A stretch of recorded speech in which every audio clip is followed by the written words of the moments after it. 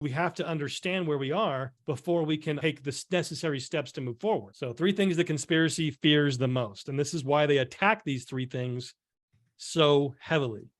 When you try to do these 3 things, you really get just the brunt of the conspiracy's wrath, which can be scary sometimes and can feel overwhelming, but it's important for us to work hard and understand what the conspiracy will do, and so that way we're prepared and we're not deterred. And so, these things will be refreshers. We're going to go into them deeper, but these are the 3 things we must do and that the conspiracy fears. Okay. This is the culture of liberty. If we do this is what the founding fathers did. This is what every society that has liberty has done. And when they get rid of these 3 things, that is when they are, completely under control of the conspiracy and need to work back at getting these things done. So we need to be economically independent. And that's why the people of Utah were attacked for that. We need to not submit to unconstitutional government. We need our political independence and educational independence. Okay. These are key things to being able to get out of control of the conspiracy. And as we've gone through them, and as you've probably seen my presentation before, as we go through on these things, it becomes obvious. It's like, oh, okay, that's why we're in the situation that we're in. And we just think, okay, well, we just move forward and we, get the right guy, all the different traditional solutions that we've talked about, why they don't work. And then we think that that's just what we have to do to do it. But no, this is really a groundbreaking thought process and a paradigm shift that we not only have to make regarding what the solutions are, but really what we have to be doing and why these are so important, right? We need to have that economic independence, because if we talked about this before, like with a few weeks ago with the training on the importance of ownership versus being an employee, of how if you are dependent, economically speaking, on someone else, then you are going to submit to them to make sure that you continue to be provided for, that you receive the things that you need to be able to, sustain your life. And so that's just not this. So economic independence is a part of that, not just for your maintenance with your job, with what you do to maintain your income, but more broadly with that. So, this is an important thing. Why the saints in Utah were attacked so much, and why when any other culture does these same things, they are attacked as well. Brigham Young said that the Lord says that we shall never do another day's work, nor spend another dollar to build up a Gentile city or nation. So our resources the goal needs to be where our resources are only going towards those that are building the cause of liberty, that are fighting for the cause of Christ. Because just like we saw during the fake pandemic, if we're dependent on a business, if we said we could only have the things sold at Harmon's, then we were going to have to, to be able to provide for ourselves, or to be able to get the things that we said that we needed, we were going to have to do the things that Harmon said, whether it was wear a mask, other things, get a vaccine. And so we need to be using our resources to not build up companies that are working with the conspiracy, that are a part of the conspiracy. We need to be supporting those that are, all of our money needs to eventually go to companies or individuals that are building liberty, not destroying it. He says here, they want the Mormons to build cities for them to possess. We see this now with Agenda 21, where, we've had this, especially here in the West, in Utah specifically, where we have not only the culture of liberty, but we have the infrastructure where, we have the grid system, and we have these wide streets, and we have where independent, where each housing, each property square was self-sufficient, where the individual had enough land to be able to provide for themselves, and that it wasn't something that was going to make people dependent on an outside force to be able to provide for itself.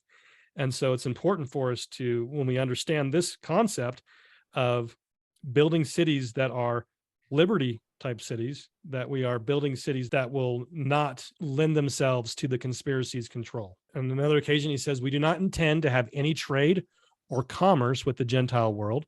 For so long as we buy of them, we are in a degree dependent upon them. The kingdom of God cannot rise independent of the Gentile nations until we produce, manufacture, and make every article of use, convenience, or necessity amongst our own people.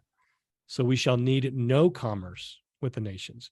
I am determined to cut every thread of this kind and live free and independent, untrammeled by any of their detestable customs and practices. Now, as we become dependent, we see the different things that we're dependent on, that every aspect, right? We're not just, we're talking about, government, but even morality is an important part of liberty. And so we see, as we are dependent upon manufacturers that are a part of this globalist system, that are designing clothes that are designed to decrease the morality of the people, and that's the only place that we can go to provide for our clothing, then we start to say, we're dependent on that. And so now we have to adjust our own standards because we don't know how to either do it ourselves, or we don't have a network set up with others that do know how to do those things. And so we're dependent on them for, just to not only, for our food, but we're dependent on them for our clothes. And then our own standards will be changed because of that. We see that through the years of, we're not just talking about saying that the styles are the same, but the ability to be able to maintain purity and chastity is, that can change with styles. You can still maintain purity and chastity with, different designs, but we can see now where if you're getting your clothes from these globalist companies, they're designed to destroy the morality and chastity of the people. And so it's essential that we build this separate economic culture where we're not dependent on the conspiracy and its organizations to be able to provide for our clothing, our food, and so on, our oil, and right now, because we're so dependent upon the conspiracy, who they've taken over all of the energy production, now we're dependent upon them and how they, the prices that they charge at the pump. And so, or, what they charge for heating our homes. And so it's essential that we find different ways and we work towards, that this isn't something obviously that we can do tomorrow. We wake up and all of a sudden, we're producing our own clothes, we're producing our own energy, we're producing our own food. It's something that we have to recognize has to be done and then find ways that we can do so. But right now we're first starting off, what is it that needs to be done? Okay. And so it began here in the West, where the conspiracy was really working hard to bring the railroad through here because they knew that they could do that. They could use that to change the culture by increasing the population of the anti-liberty people, the people that came here to destroy the culture of liberty. And we can see that idea of finding ways to increase transportation and trade is a way that they use to change the culture.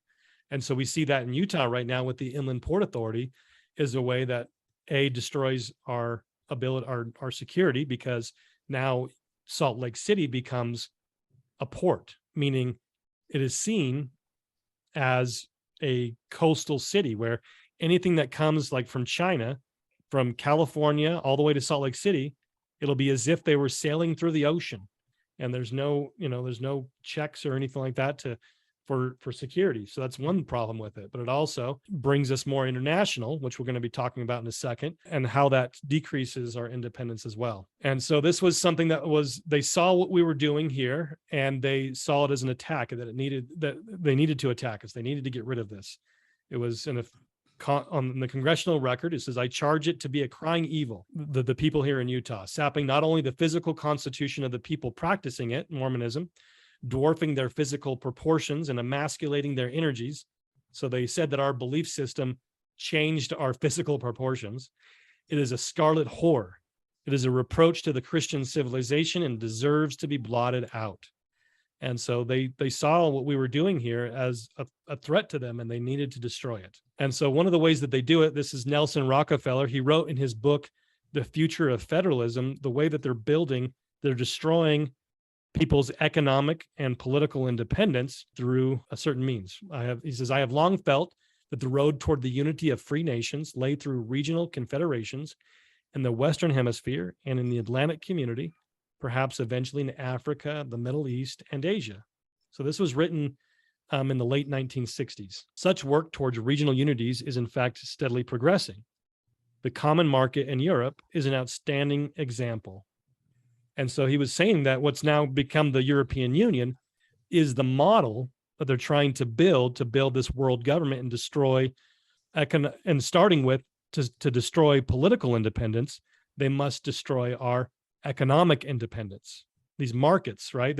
Right now they have the African Union, they have an Asian Union, and they have a union in the Middle East. And so these examples that he gave in his book were those examples. And we have now with NAFTA, and now the expansion of NAFTA that happened a few years ago. These are the things that they're trying to do. What they already did back to Utah, now they're trying to do with all of the nations, is to destroy their economic independence. Because if we have a economic integration, then a political integration comes naturally, just like the example with the European Union and the common market that it started with. And that's exactly what the head of the CFR, Richard Haass, explained in Foreign Policy magazine almost a decade ago.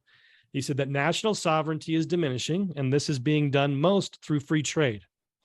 And so understanding that, just going back, what happened, what was it, 50 years before, the idea of using these economic blocks of what they call free trade, which is what we really differ from a lot of libertarians, is that they support what they call free trade. But, despite the fact that all of the agreements like NAFTA and the European Union aren't actual free trade, they increase regulation and they decrease national independence, but they use trade. This was the idea that is promoted, is that the more economic trade between countries, that means they're less likely to go to war. That's one of the main selling points that they give. But what it actually does is it makes you dependent upon them. Because like right now, we have no steel manufacturing in the United States. And so we have given up basically our national security over to China, where we get a lot of our metal for our military. And if the conspiracy didn't control the military, that would be an even bigger problem. And so we can see how, if we are dependent upon, it doesn't actually help you to diminish war. It just makes it so you have to do what the other people say. Otherwise, you're going to lose this thing that you are dependent upon now. And so they are using this as a major point to be able to destroy, using the destruction of economic independence leading to the destruction of political independence.